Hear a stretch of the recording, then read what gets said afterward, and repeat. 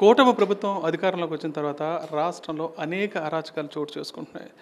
ఏదైతే హామీలు ఇచ్చారో వాటిని అమలు చేసే పరిస్థితి కనిపించడం లేదు కానీ ఎక్కడికక్కడ అనేక రకాలైన కార్యక్రమాలు, అనేక రకాలైన కిడ్నాపులు కానీ, గృహదహనాలు కానీ, అదేవిధంగా ఆస్తుల ధ్వంసం కానీ అనేక రకాలైన అంశాలు చోటు చేసుకుంటున్నాయి. అసలు రాష్ట్రంలో లా అండ్ ఆర్డర్ అనేది ఉందా లేదా అనే పరిస్థితి కూడా తలెత్తి ఆ ప్రశ్న తలెత్తుంది. ఎలా చూడొచ్చు అసలు కూటమి ప్రభుత్వం అధికారంలోకి వచ్చిన తర్వాత రాష్ట్రంలో ఉన్న పరిస్థితి? ప్రజాస్వామ్యంలో అధికారంలోకి వచ్చినటువంటి పాలకులు ప్రభుత్వం ఏర్పడిన తర్వాత ప్రజలకు జవాబుదారీగా, లేకపోతే ప్రజలు ఇచ్చిన మ్యాండేట్కి బాధ్యతతో పని చేయాల్సినటువంటి అవసరం ఉంది. దురదృష్టం ఏంటంటే గతంలో ఎన్నడూ లేని విధంగా ఏర్పడినటువంటి ప్రభుత్వం అంటే ఆ ప్రతిపక్షంలో ఉన్నటువంటి వాళ్ళు, అంటే ప్రతిపక్షం అంటే గతంలో పాలన చేసినటువంటి వాళ్ళు కానీ, ప్రజలు కానీ, వాళ్ళు ప్రజలే కదా. ప్రభుత్వంలో అధికారం ప్రతిపక్షం కలిస్తే ప్రభుత్వం అయినప్పుడు ఇరు పార్టీల వాళ్ళు ప్రజలే కదా. ఆ ప్రజలను పెట్టేటువంటి హింసలు ఏదైతే ఉన్నాయో, చేస్తున్నటువంటి టార్గెట్స్ ఏదైతే ఉన్నాయో, గడిచినటువంటి 60 రోజుల్లో పత్రికలు తిరగవేస్తే జరుగుతున్నటువంటి దాడులు విధానం, ఏ విధంగా దాడులు జరుగుతున్నాయి, ఏ విధంగా హత్యలు జరుగుతున్నాయి, ఏ విధంగా బాలికల మీద అఘాయిత్యాలు జరుగుతున్నాయి, నేనెళ్ళి లాఠీ పట్టుకోవాలనే స్థితిలో హోంమంత్రి గారు మాట్లాడేటువంటి పరిస్థితులకి రావడానికి గల కారణాలు చూసినట్లయితే పాలకుడు ఆలోచన విధానం ఎలా ఉంది, దానికి తగ్గట్టుగా ఆ పార్టీ నాయకులు ఎలా పనిచేస్తున్నారు, అంటే అధికారం ఉన్నది తప్పు చేసినా తప్పిస్తాడు అనేటువంటి భావనలోకి నాయకులు వెళ్తే ప్రజాస్వామ్యానికి విఘాతం కలుగుతుంది. సరే, ప్రతిపక్షం అడిగిన దానికి లేదా ప్రతిపక్షం అడుగుతుందేమో అనేటువంటి దాన్ని డైవర్ట్ చేయడానికి ఈ పనులు చేస్తున్నారా? అర్థం కావడలా. అంటే ప్రతిపక్షాలు అడుగుతాయి అంటే మీరు అధికారంలోకి రాకముందు అనేక మాటలు చెప్పారు, సూపర్ 6 చెప్పారు, ఇంకా 10 హామీలు ఇచ్చారు. అవన్నీ కూడా బాధ్యతతో మీరు అమలు చేస్తారనే ఉద్దేశంతో దానికి నాకు అనుభవం ఉందని చెప్పారు. రెండిటికి సంపద సృష్టించి నేను చేస్తానని చెప్పారు.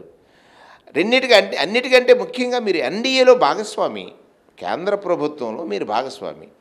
కేంద్ర ప్రభుత్వంలో భాగస్వామిగా ఉన్న మీ మీద వాళ్ళు ఆశలు పెట్టుకుని ఓట్లు వేస్తే వచ్చిన తర్వాత ఖజానా ఖాళీగా ఉంది, నాకు భయం వేస్తుంది అనేటువంటి మాట ఏ పాలకుడు ఇంతవరకు చెప్పలేదు.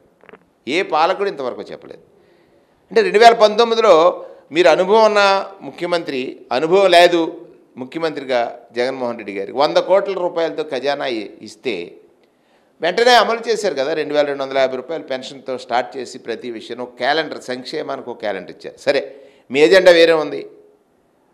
దాన్ని డైవర్ట్ చేయడానికి ఈ రకంగా పాశవికమైనటువంటి పాలన చేయకూడదు. చరిత్రలో ఉండిపోతారు. అది ఏది శాశ్వతం కాదు. ప్రజాస్వామ్యంలో ప్రజలు అల్టిమేట్గా మనకే ప్రభువులు. ప్రజలే ప్రభువులైనప్పుడు వాళ్ళు గమనిస్తున్నారు. ఎందుకు జరుగుతున్నాయి ఈ దాళ్ళు, ఇప్పుడు ఎందుకు జరుగుతున్నాయి ఈ రకమైనటువంటి చర్యలు అనుకున్నప్పుడు కేవలం ఇచ్చినటువంటి మాటని ఏ విధంగా వాయిదాలు వేయాలి, అంటే తప్పు ఒకరిపైన నెట్టి, సమర్థుడైనటువంటి పాలకుడు ఎవరు కూడా తప్పు ఒకరి మీద నెట్టాడు. తప్పు ఒకరిపైన నెట్టి తప్పించుకోవాలనే తపన, తప్పు నెట్టేసి తప్పించుకోవాలనే తపనతో పడుతున్నటువంటి ఈ చర్యలు ఏవైతే ఉన్నాయో ఇది చాలా ప్రజాస్వామ్యవాదులు అందరూ ఖండించాల్సినటువంటి వాయిస్ లేకపోతే. ఇప్పుడు 2-3 రోజులు, కొన్ని రోజుల క్రితం సామాజిక న్యాయ శిల్పం మీద దాడి జరిగింది. మరోవైపు ఇవాళ బీసీ నేతకు సంబంధించి వాళ్ళ ఇంటి మీద ఏసీబీ రేడ్ జరిగింది. అంటే ఇదంతా అధికార దుర్వినియోగమైన ఏదో ఒక రకమైన చర్యలు ప్రతిరోజు ఏదో ఒకటి వారికి చెప్పాల్సినటువంటి అవసరం ఉంది. ఎందుచేతంటే ఇప్పుడు మన సామాజిక న్యాయ శిల్పం విజయవాడ నడిబొడ్డున భారతదేశానికి తలమానికంగా రాజ్యాంగాన్ని రచించినటువంటి బాబాసాహెబ్ అంబేద్కర్ గారి యొక్క విగ్రహం ఏర్పాటు చేస్తే జగన్మోహన్ రెడ్డి గారి పేరు తొలగించాడని ఒక ఆయన కామెంట్ చేశారు, లేకపోతే కొంతమంది కామెంట్ చేశారు. జగన్మోహన్ రెడ్డి గారి పేరు అక్కడ ఉండటానికి వీలేదు. ఇది ఏమంటే ఆయన పాలకుడు, ముఖ్యమంత్రి. జగన్మోహన్ రెడ్డి ముఖ్యమంత్రిగా ఏర్పాటు చేసినటువంటి ఆ న్యాయశిల్పం ఏది ఉంది. ఒకటి ఆయన గమనించింది ఏంటంటే, ఇప్పుడు ఆరోగ్యశ్రీ ఉంది. ఆరోగ్యశ్రీ అంటే ఎవరు గుర్తొస్తారు? రాజశేఖర రెడ్డి గారు గుర్తొస్తారు. మీరు ఎన్టీఆర్ పేరు పెట్టుకోవచ్చు. 108 ఉంది, ఎవరు గుర్తొస్తారు? రాజశేఖర రెడ్డి గారు గుర్తొస్తారు. ఇప్పుడు ఆ సామాజిక న్యాయశిల్పం ఉంది, ఎవరు గుర్తొస్తాడు?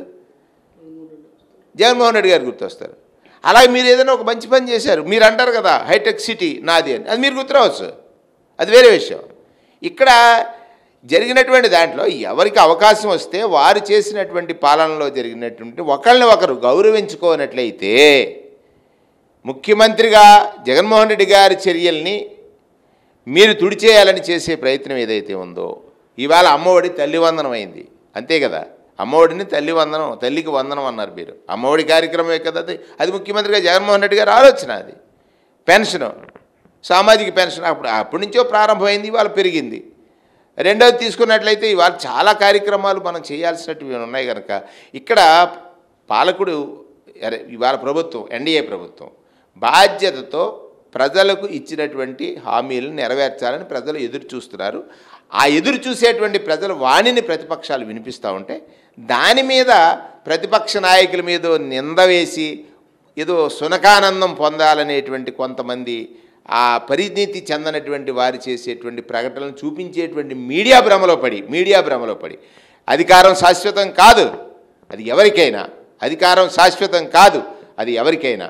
కానీ చేసినటువంటి మంచి పనులే శాశ్వతం. మంచి చేయటానికి ఎదుటివాడిని నిందించాల్సిన అవసరం లేదు. మనం చేసేది మంచి అయితే దానివల్ల ఫలం మనకే వస్తుంది.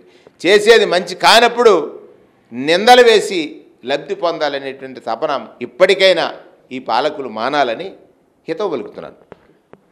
ఈ రాజకీయ కక్షపూరిత విధానాలు ఏవైతే ఉన్నాయో వీటన్నింటినీ పక్కన పెట్టి జనాలకు ఇచ్చిన హామీలు ఏవైతే ఉన్నాయో వాటిని అమలు చేయడానికి ప్రభుత్వం శ్రద్ధ వహించాలని మాజీ మంత్రి వేణుగోపాలకృష్ణ చెప్తున్నారు. రాజమండ్రి నుంచి విజయ్ హరీష్ ఫర్ సాక్షి.